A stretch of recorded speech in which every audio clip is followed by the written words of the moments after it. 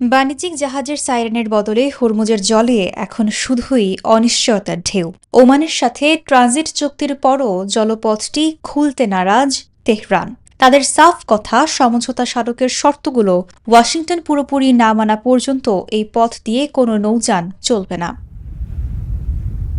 এদিকে মার্কিন যুক্তরাষ্ট্রের নতুন নিষেধাজ্ঞার কারণে নিত্যদিনের ব্যবসায় বড় ধরনের ধাক্কা খাচ্ছেন ইরানিরা।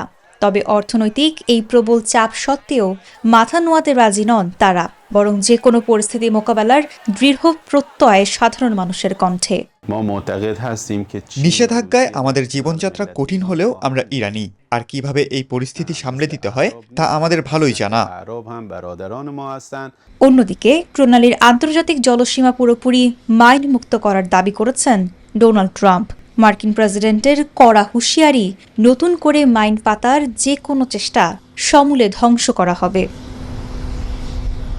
তবে ওয়াশিংটনের এমন কঠোর নীতি তাদের জন্যই বিপদের কারণ হতে পারে বলে মনে করছেন আন্তর্জাতিক বিশ্লেষকরা। পদ্মা সেতু, মেট্রো রেল এবং এলিভেটেড এক্সপ্রেসওয়ে নির্মাণের গর্বিত অংশীদার বসুন্ধরা সিমেন্ট।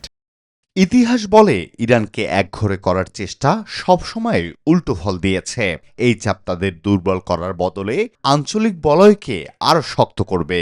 নিষেধাজ্ঞার বেড়াজাল আর ভূ রাজনৈতিক এই স্নায়ুযুদ্ধে শেষ পর্যন্ত মধ্যপ্রাচ্যের ভাগ্য কোন দিকে গড়ায় সেটিই এখন দেখার বিষয়।